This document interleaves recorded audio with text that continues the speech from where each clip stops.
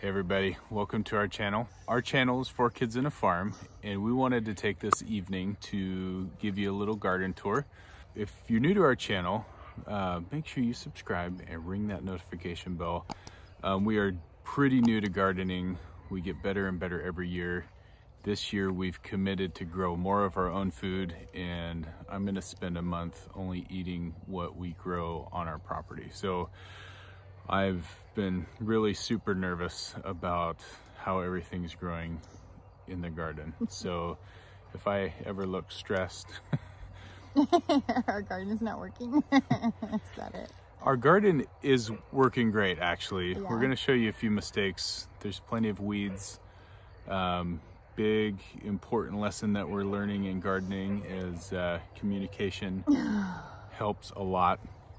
We're going to start in our one problem spot, and then we'll kind of just go clockwise around our garden. So we're on the brink of warm weather. It was like almost 80 degrees today. So we're looking into the summer months. So a lot of our stuff is going to transition into warm weather crops. Bring on the tomatoes. As long as It's your favorite.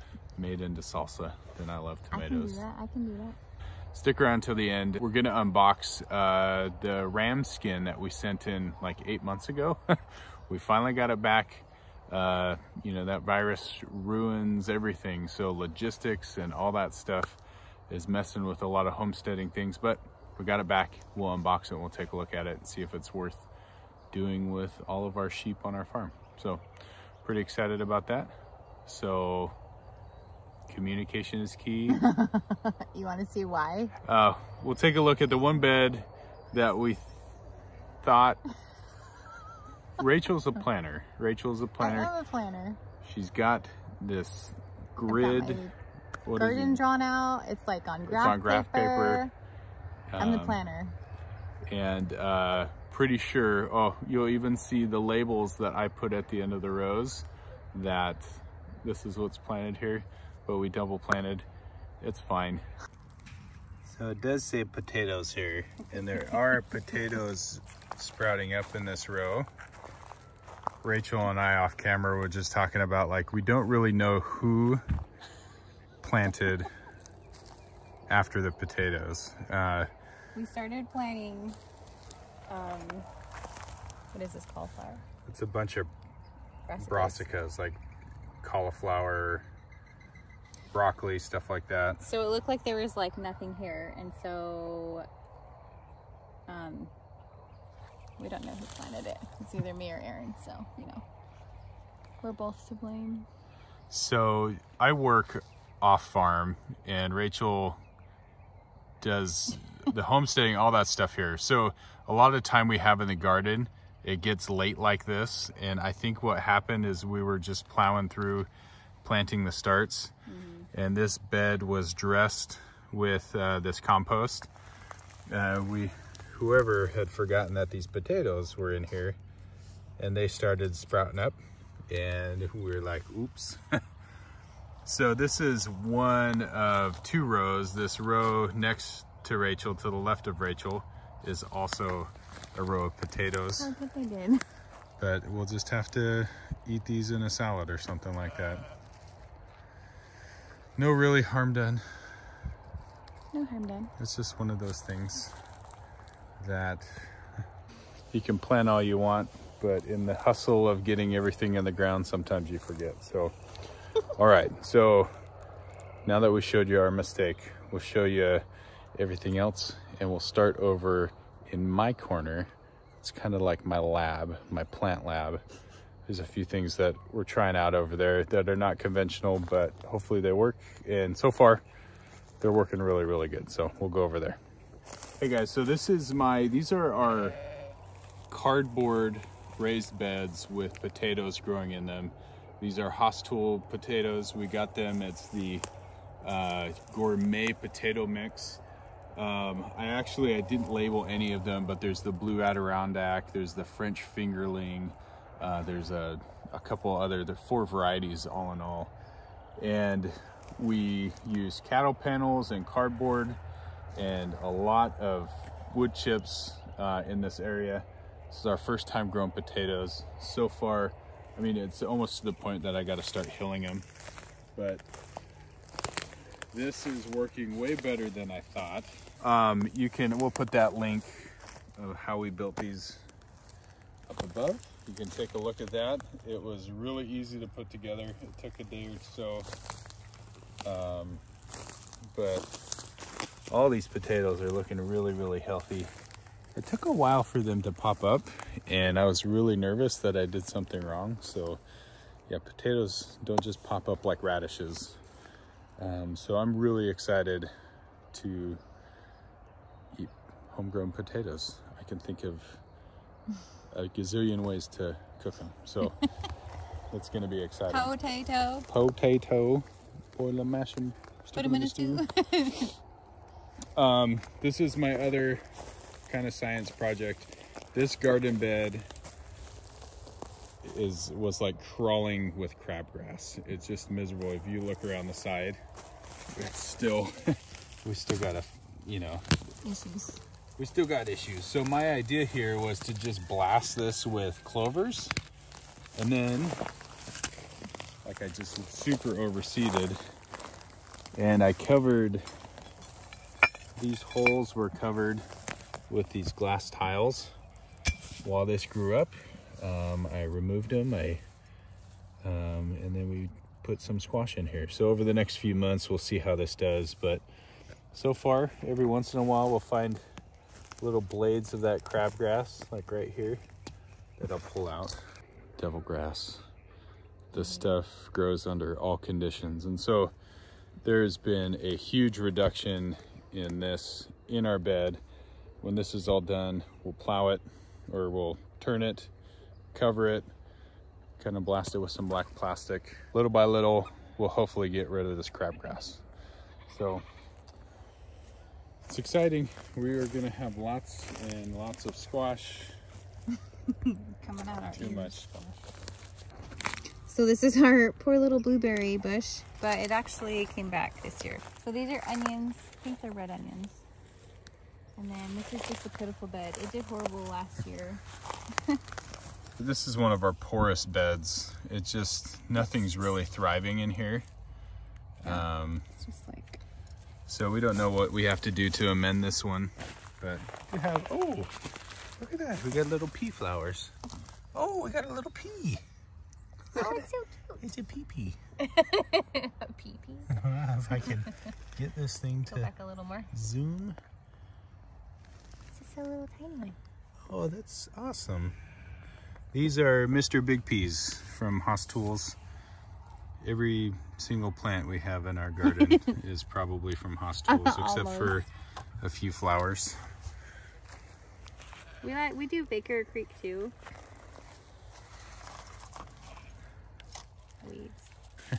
Weeds are easy to grow. Weeds are easy to grow. This is calendula, and then more of our fall garden.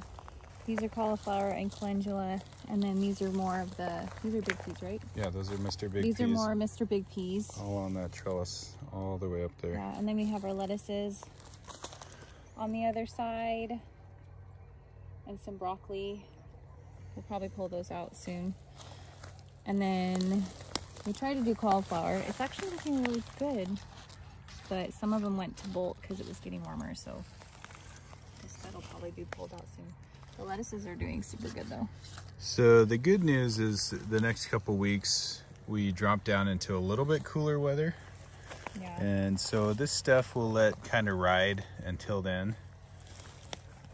Remnants of a ladybug nest that we put in here. Oh, speaking of, look at those aphids right there. Where's my ladybug? Where's the ladybugs? They had a vacation. They said peace out. And they took off. Peace out. So when we see aphids, all we do is just smash them. Just smash them. And check the other ones, because they will do damage.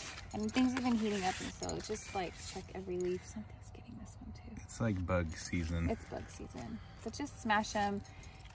You know, there's things you can do. You can do the Dawn in a water bottle and spray. Milk and Honey Acres said that you can do like peppermint essential oils in a spray bottle. I was going to try that one next. You can do diatomaceous earth. I have yet to try that. I have some in the barn. I should try that. But it's like no respecter of bugs. So if you want to do good bug or bad bug, it's going to get all the bugs. So anyway, it's better than pesticides or junk. Anyway, continue on.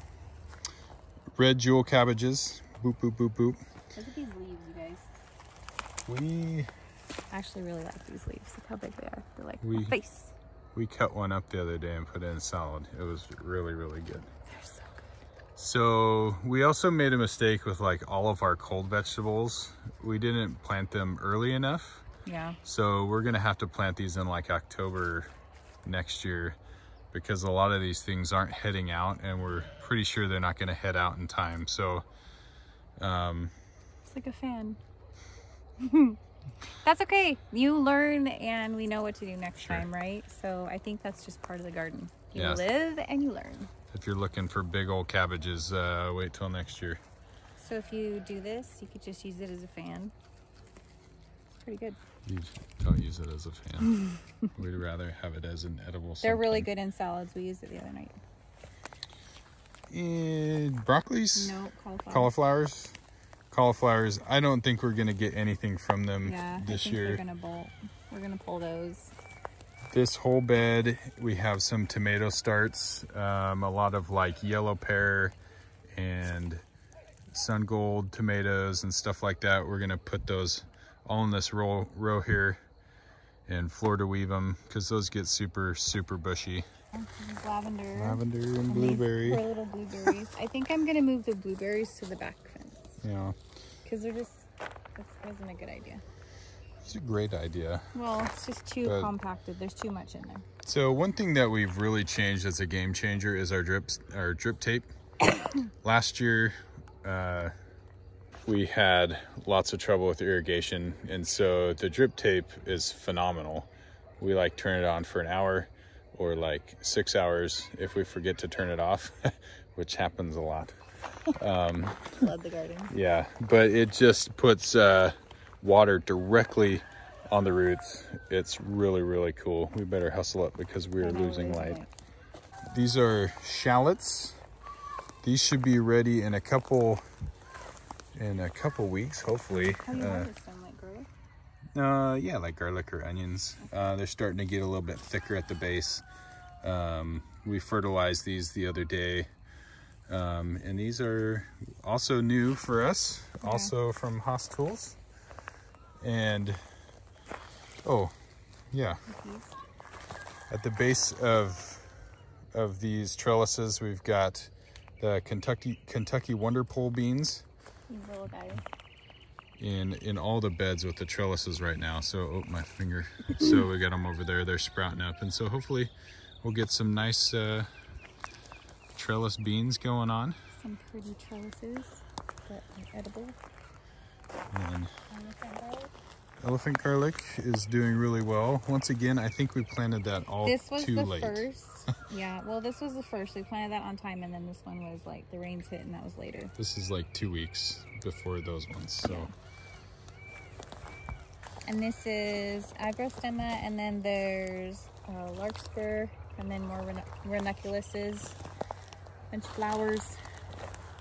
If you didn't know, ranunculuses are Rachel's favorite flower. They are my favorite. Absolute I love them. And they have a really long vase life, so you should grow them. Yeah. We have a battle all the time. More food or more flowers? More flowers. This is a root. This whole row is root vegetables. We've got some Helios radishes. They're like a yellow radish, and beets. You can see like the rows aren't straight. That's because our cats kept getting in here, and hence we have the electric fence around now, and we haven't had any problems. I put these windows up there, like a greenhouse. It did help a little bit, but that electric fence sure keeps them out. Carrots, once again, we planted these way too late. These beds kind of came, once again, I would love to homestead all the time, but work gets in the way.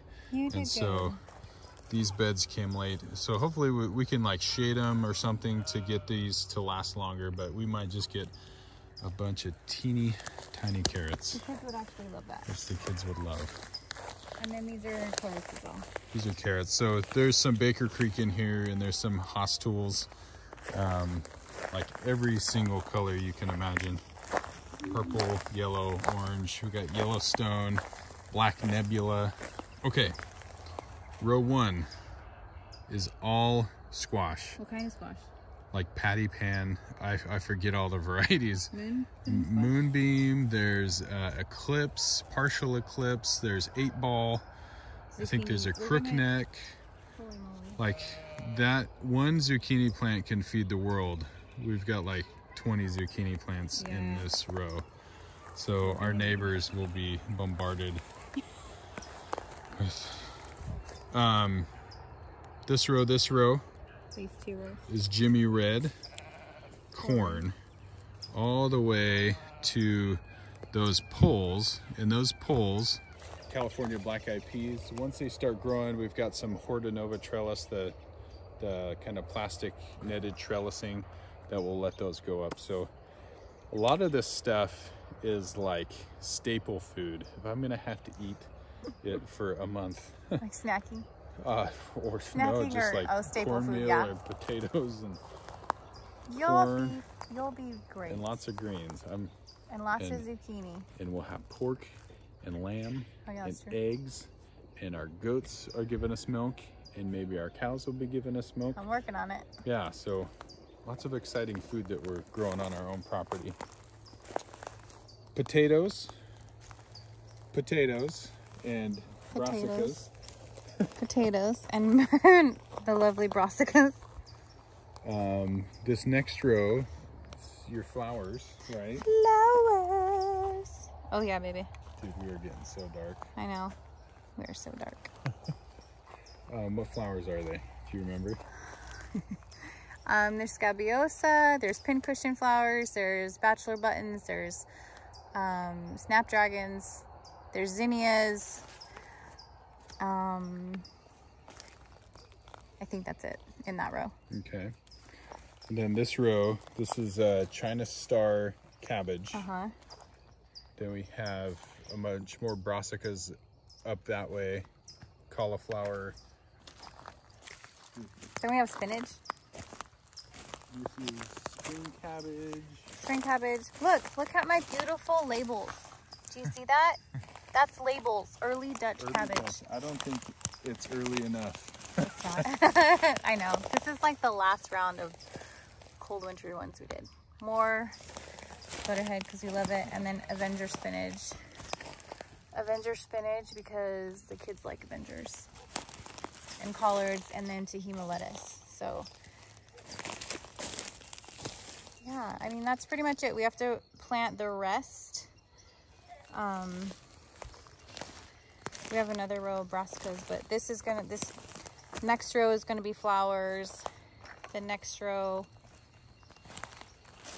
Did you plant the melons in that last row? No, I'm doing that tomorrow. Who broke your finger? What?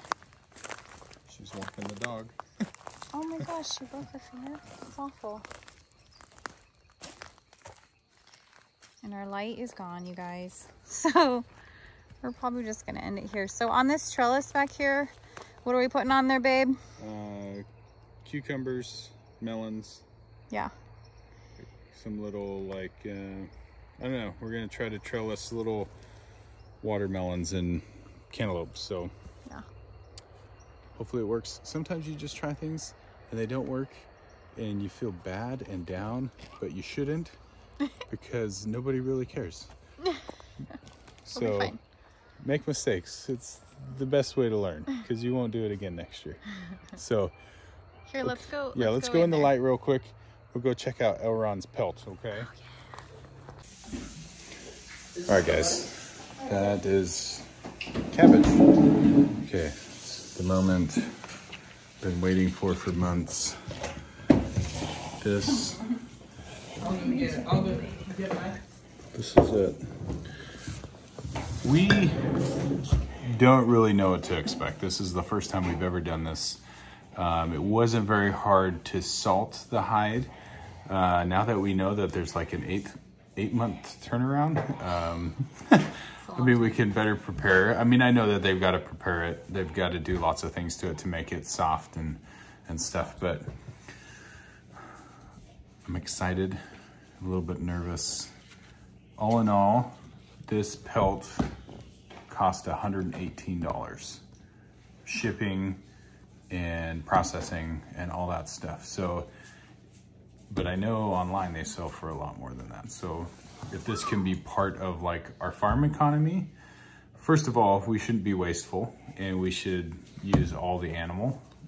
Second of all, if it's beautiful and we can sell it, then we can make money on our farm. So I told Rachel that I should make a loincloth. And I said no.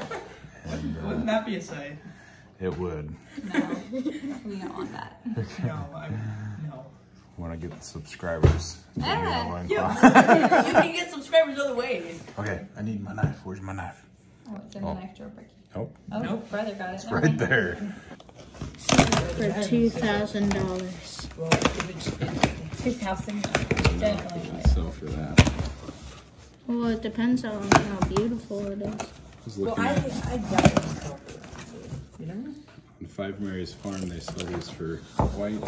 Oh. Holy moly. Oh, it smells good. Oh. Ooh, and it's nice. Ooh. Like, was it soft? This would make a comfortable loincloth. Oh my gosh. So these are hair sheep. So this isn't wool like Yeah, no. fluffy wool. Oh, it's like a blanket. It's got holes right. Oh, you could like. Oh, I know what you could do with that. That's the butt. Skunk butt rug. I can smell a little bit of the gaminess on him still, though. Like there's like a Smells slight. like leather. Oh. This is the tail, I think. Yes, it is. Oh, it feels... Hey, Dad. It turned out so nice. It turned out nice, yeah. Yeah. This I don't part know. is I think like we can a make it- cow's fur. I think you can make it into a rug or something like that.